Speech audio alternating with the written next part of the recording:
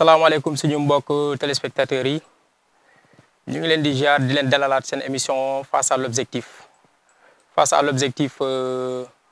di dalal tey Saxat ñëw fekk si ko ci studio de production nara waxtaan ak moom ci ay projet am lépp lu muy jëmale ko ci labelam festivalam ay actualité am et tout ce qui tourne autour de sa musique Saxat ñoo ngi leen di dalal. maa ngi leen di siyaar maa ngi leen di nuyu merci beaucoup pour l'accueil merci beaucoup pour waxtaan bi maa ngi siyaar ñëpp je m'appelle Saxat maa ngi tudd Saxat Sarr je suis artiste musicien sénégalais chanteur et producteur aussi de musique et de festival de musique. Saxat nga nekk un artiste reconnu au niveau national et international nga sa dernier album ñu duppee ko Luuma marché Luuma lan nekkoon ci biir marché Luuma bi. mu ngi si ñëwaat. ñëpp xam nañ Sénégal fii si mbir réew bi maanaam soo demee Sandiara dugg Fatick dugg yenn village yi di ngay gis ne marché luuma yi ils ont l'habitude d'avoir maanaam gars yi am luuma lundi ñi am luuma mercredi ñi am luuma jeudi ñi am luuma samedi marché luuma suñu album ñu ko tuddi marché luuma c'est moom pour mën a expliquer que déjà suñu musique bi def musique influence yi mu voyé ko dafa xaw a yaatu. donc même la musique c'est marché luuma. maanaam nit ki soo nekkee artiste musicien.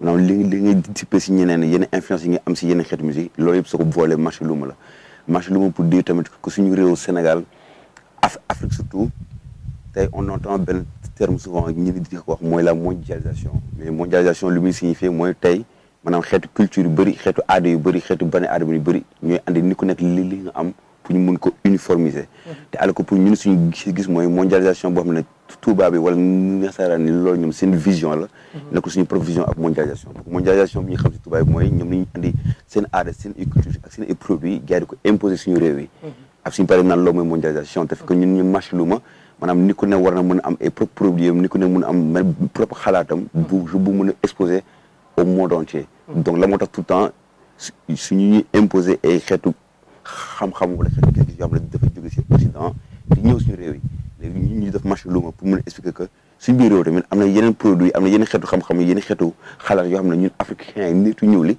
mën na ko am aussi le proposer au marché luuma parce que marché luuma amul règle même soo ko xoolee dafa niroon ne amul règle waaye am na ay règlement parce que ñoom seen xeetu règle ak règlement bi tubaab bi di xalaatee c'est pas la même chose c'est que la même définition de l'organisation da ngay gis fii suñu réew bi ak tubaab mën na fi ñëw wala nit fii moom ils sont pas organisés c'est informel alors que non c'est une autre forme d'organisation boo xam ne tubaab bi xamu ko moo tax ñoom ñu naan c'est pas organisé mais alors que c'est organisé donc ça tey soo demee si marché luuma nga gis ni ku ne am na sa place ni ku ne ngi fa ni ku ne am na su lay wecceeku te maanaam si lépp lay wecceeku am na koo xam ne am na xaalis pour ñëw wuur ko kon pour dire que le monde adduna bi marché luuma la ni ku ne am na lu su lay seet waaye su lay seet ni ku nekk nag li ngay wecceeku soo fa demee mu ngi gis ni ko xam ne su loolu moom yéete woon na ko moo tax ñu tuddee album bi album marché luuma quoi. waaye marché luuma boobu bokkut ak marché luuma nasaraan nu muy gisee marché par exemple bien rangé bi nekk ci kii mais lépp fay nekk en même temps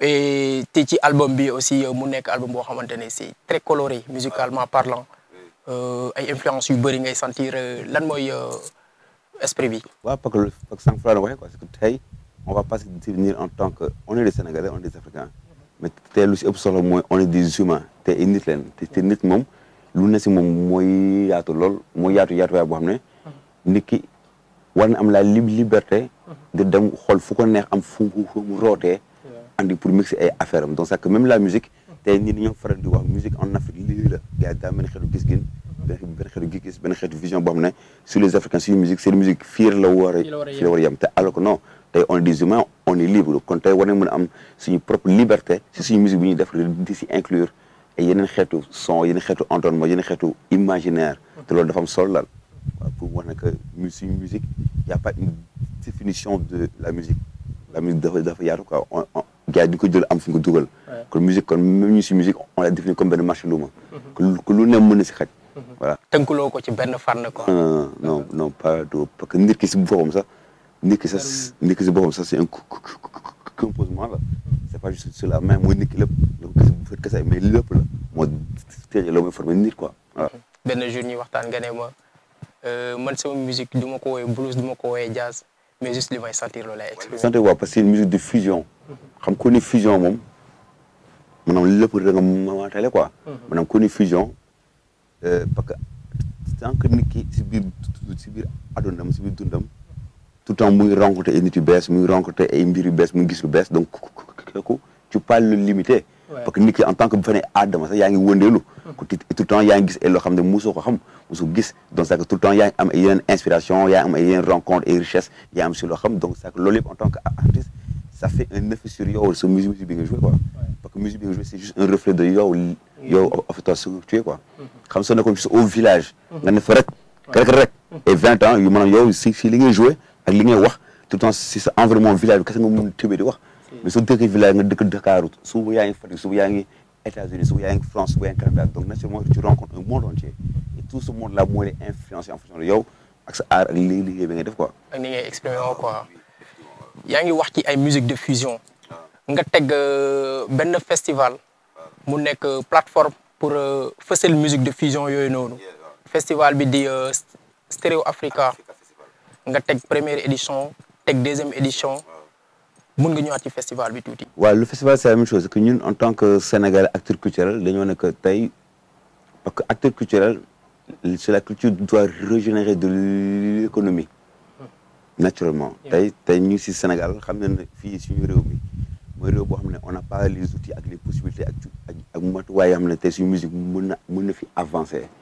donc man en tant que artiste en tant que jeune artiste man su ma amee yenn possibilités yoo xam ne xam naa ne sama yenn mois yu bëri peut-être que amuñu xeetu possibilité yooyu. kon su ma amee yenn possibilité yi mën a organiser une plateforme faire un festival de musique alternative musique actuelle musique de fusion naa ko fi teg si sama réew. parce que nous on pensait que suñu réew tey yenn artistes internationaux yu mag yëpp suñu toogee fii 5 ans 10 ans à un moment donné ils ont plus la place fii dañu naan musique bi fii marché wul. donc dañuy jël seen bagage ils partent en Europe ils vont vers ailleurs et que loolu c'est un fléau boo xam ne on le voit depuis 1996 depuis 1990 yenn artistes yu bëri musiciens yu bëri sénégalais. Ils bougent de leur pays pour aller ailleurs parce que fii Sénégal à part le hip-hop c'est la musique traditionnelle et il y a pas beaucoup de place amul espace bu yaatu boo xam ne on donne aux autres types de musique donc ñu nga xam ne on fait parmi les gens yoo xam ne ñoom ñooy exprimer aussi xeetu musique boobu on se dit c'est très important ñu organiser un festival de musique qui donne la place aux artistes sénégalais qui font autre type de musique que les gens n'ont pas l'habitude de s'entendre. Donc c'était pour la raison pour laquelle ñu teg suñu première édition festival en 2021. On l'a mis en 2021, c'était au mois de juin. Après l'année dernière, en 2022, c'était au mois de mai. Après, on a vraiment poussé la programmation, une programmation internationale, une programmation fille au Sénégal. En plus, c'est surtout pour vendre une image réelle. Parce que les gens ont l'habitude de dire oui, en Afrique c'est très compliqué pour une organisation, pour les festivals de musique, c'est pas très bien organisé. Mais nous, comme nous, yàgg nañ di wëndeel aussi festival dans le monde, donc xam nañ faire gars ni ñu organiser xam nañ suñu gars liggéey.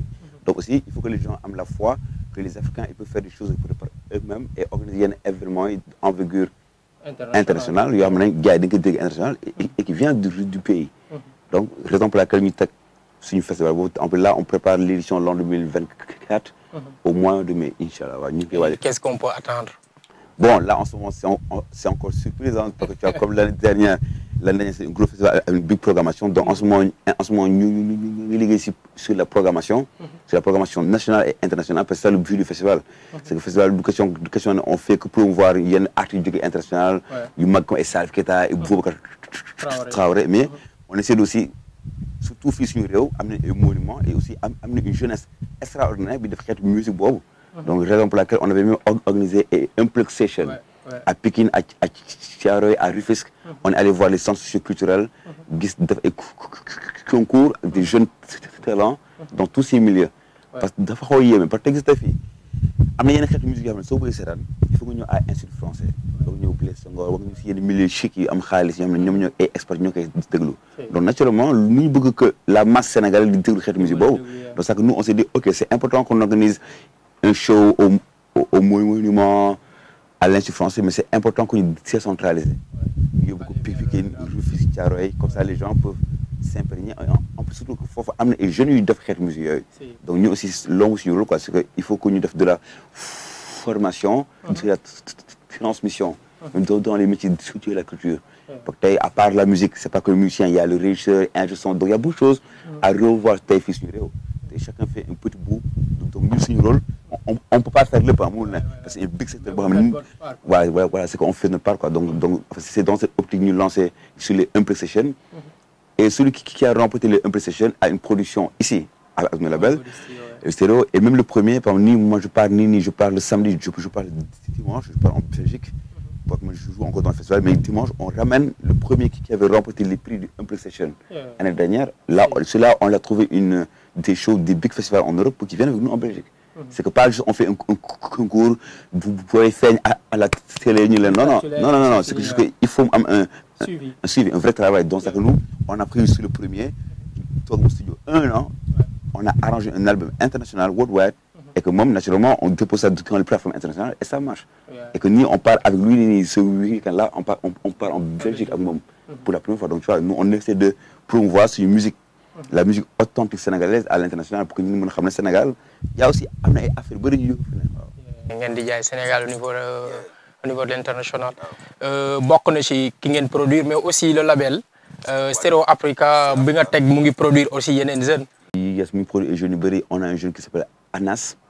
Un jeune très fort, très talentueux. On produit Anas, on produit Abdou Off. Nous avons une affaire authentique. Mais naturellement, il y a beaucoup de jeunes, là où c'est un problème, c'est qu'ils ont un problème de direction artistique. Même si il y a des artistes, ils chantent la même chose, ils font les mêmes trucs. Après, ça fait un gros tutoriel à Dakar. Au bout de 6 mois, après, c'est pas durable, on change. Et après, il n'y a pas de suivi. Après, tu fais ça, après, tu vas où? C'est que voilà, que la musique, c'est une carrière, c'est un développement. Ça prend 5 ans, ça peut 10 ans, ça peut 15 ans, ça peut 20 ans. C'est pas question de faire un single après si vous gagnez. Donc, nous, on essaie de travailler sur cette stratégie. Accompagner, il y a une mort, il y a des jeunes. Expliquer, en fait, la musique, c'est un boulot, c'est une industrie. Yo, ok. Mais, moi, il sait faire une production. C'est la même production. Comme c'est un arrangeur, comme c'est un booker, comme il gère des tournées, c'est une plateforme de booking international. Donc, il faut que je comprenne que la musique, c'est un métier. C'est un métier, quoi. Les différentes facettes aussi. Voilà, c'est que c'est une big industrie et à un moment donné, même, sauf si tu veux vraiment arriver très loin, ça demande de la formation. Parce que moi, je suis musicien, mais à un moment donné, je suis obligé d'être mon propre manager, être un entrepreneur. Parce que musique c'est vraiment laaj loolu quoi dafa laaj nga tijjeeku xam ce qui se passe dans le monde xam ce que penser la world music, ce qu'on appelle world music, c'est quoi les productions que les gens de la musique internationale veulent entendre. Pourquoi des fois certains artistes, s'ils sortent un album, tu entends que c'est partout dans le monde entier. C'est quoi le problème? Voilà. Qu'est-ce qui permet cela? Qu'est-ce qu'il y a derrière, quoi? Voilà, effectivement. Par exemple, les gens, ils oublient. Tu vois, nous, on a vu Youssou Ndour. Les gens, ils oublient que Youssou Ndour, dans les années 86, 87, 88, Youssou Ndour, il faisait déjà le tour du monde. Il y a en 88, 89. Pourtant, il faisait le tour du monde avec une musique traditionnelle de chez lui, mais très open, très ouvert à un monde international. Donc, naturellement, Youssou Ndour a eu beaucoup de disques d'or et de disques de platine. Et j'ai l'habitude de prendre exemple sur Youssou Ndour et par exemple sur un Wally Seck. Il est très connu, c'est un musicien très fort, très gars, donc on peut le mais on ne comprend pas. Qu'est-ce qui constitue son blocage? Son blocage à l'international. Il n'arrive pas à percer. Parce que ce n'est pas la même cible, ce n'est pas le même type de musique, ce n'est pas les mêmes produits, ça ne doit pas être le même arrangement, ça ne doit pas être les mêmes stratégies. Donc, tu as un mindset, on veut qu'on un qui en or, mais si vous voulez ce n'est pas juste qu'il a il peut produire des albums. Non, c'est pas ça en fait, c'est toute une idée, c'est toute une stratégie, toute une vision, c'est une manière de faire la musique, c'est quoi la cible quoi. Plus sur un projet, quelque chose de durable. Quoi, quelque chose de durable et pourquoi ce projet, voilà. Donc, nous, on produit certains artistes, on pense que nous sommes à un niveau, que sur les booster, que ça peut amener quelque chose.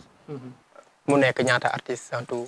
Il y a Abdou Off, il y a Anas, Adam Sambou, c'est un musicien de Ziguinchor, qui joue de la cantine, qui joue de la cantine et qui chante. C'est les vieux gardiens de la musique traditionnelle.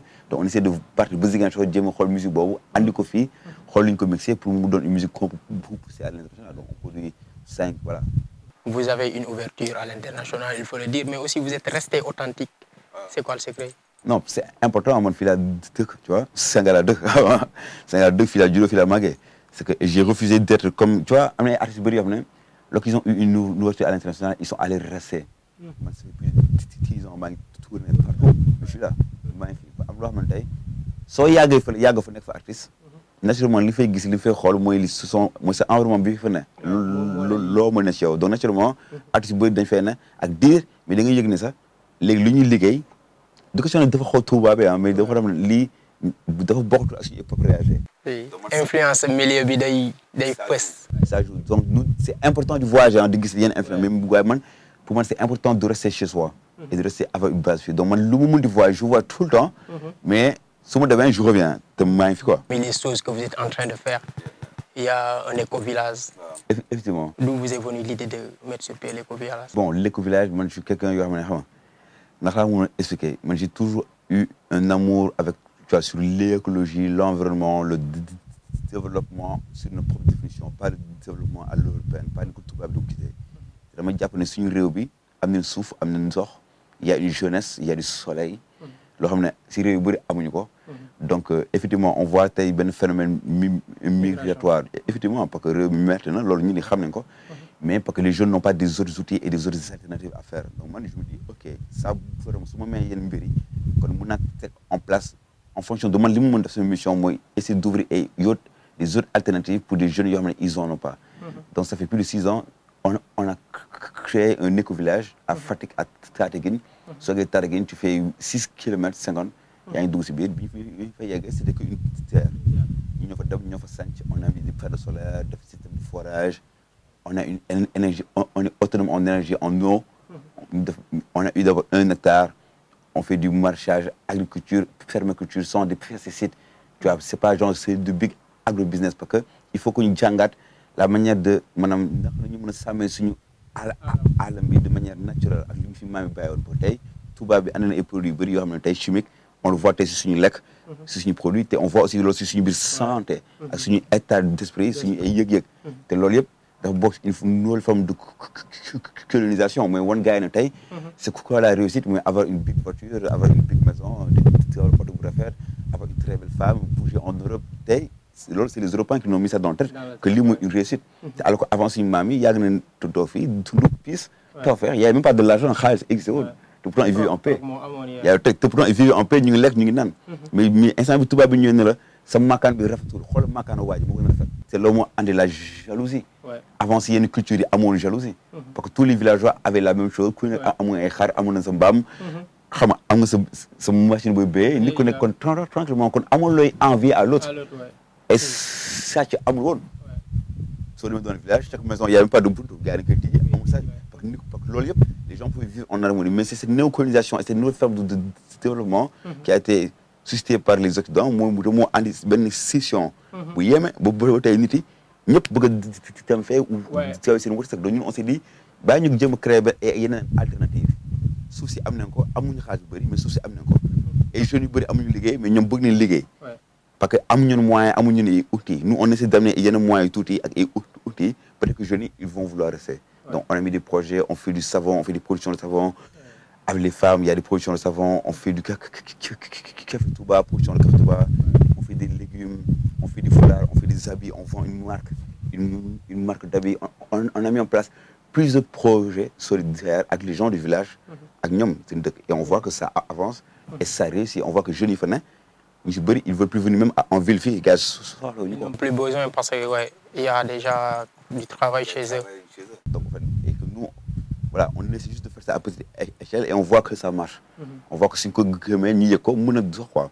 loolu si man loolu laay jàppee le patriote quoi le patriotisme c'est que dañuy bëgg suñu réew bëgg lu ñuy liggéey suñu réew et que chaque Sénégalais am na loo xam ne sa morom amu ko kon ni ku ne su defee ay effort jëm concentré et ne pas être égoïste pas juste regarder sur soi ma propre réussite regarder les autres et effectivement réew bi mën na avancer quoi tu vois waaw.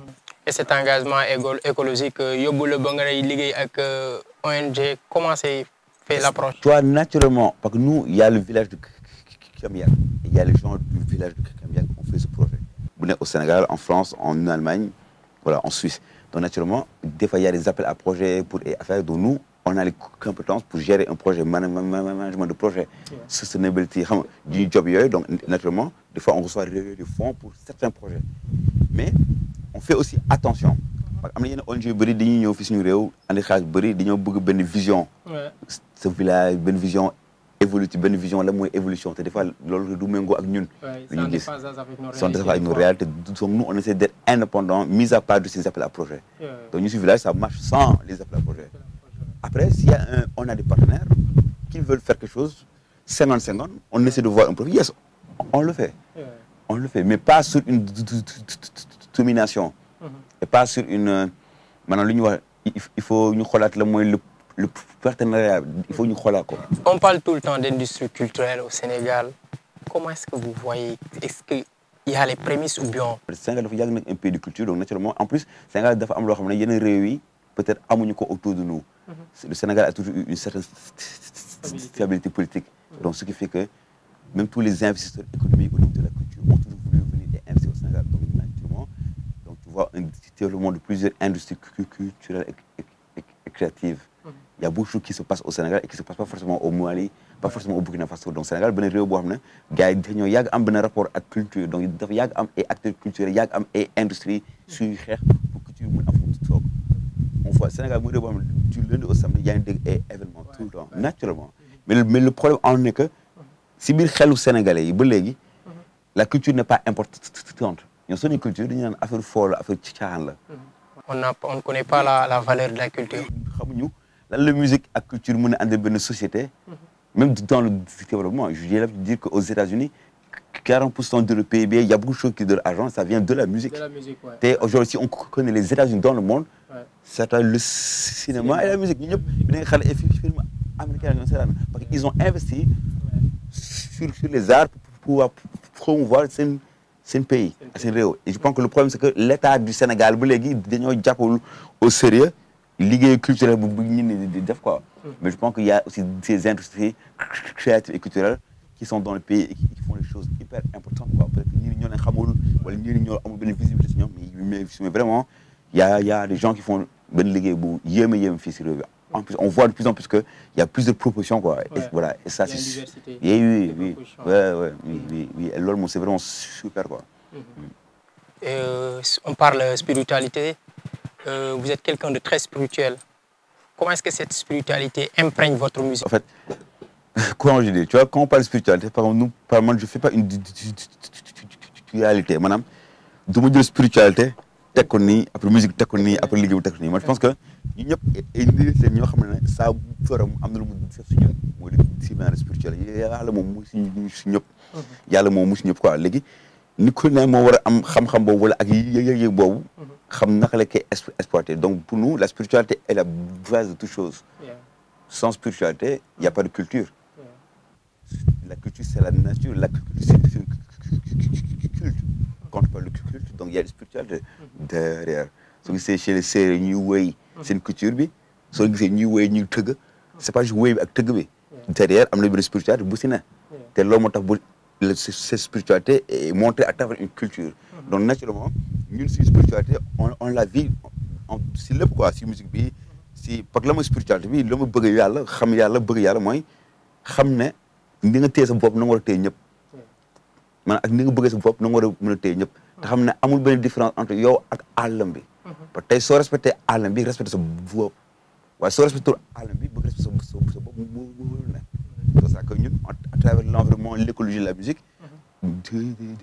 dañuy liggéey mais benn liggéey intérieur parce que musique dafay faj xol ah musique day faj ça c'est comme tey j'ai l'habitude de le dire ne ko Sénégal da ngay gis ñëpp ñu naan Allahu Akbar y a beaucoup de mosquées mosquées yi bëri fi loolu saa yow yaa ngi dégg gars yi ñu ngi noonu fu ne donc tu sors dans la rue gis ay sans-abri si mbedd mi ñu bëri loolu si mbedd mi kon si les mosquées là elles devaient jouer un rôle la maison du Seigneur la ñu wax mooy néegu yàlla la ñu wax yaakaar naa su néegu yàlla bëri woon fii kon tey wartuñu gis ay nit nekk si mbedd mi naan dañuy yàlwaan parce que mosquées yi dañu leen ko construire xaalis bu bëri waaye xaaju guddi gars yi jël ko caabi ko dans maire yi ñu si mbedd bi ak seen xale yi la te ba mosquée yi mun ñu récupérer ñooy du leen biir waaw néegu yàlla donc am loo xam ne da nga ko revoir suñu réew mi waaw on parle de religion et de spiritualité mais ba léegi la religion mi devient un tout politique quoi mooy spiritualité religion bi mooy yëg sa borom mooy da ngay jàpp ne waaw maanaam lépp li fi ne rek yow mooy yow waaw lépp li fi ne mu yow la fra di wax gars yi ni ko da ngay romb biir koñ bi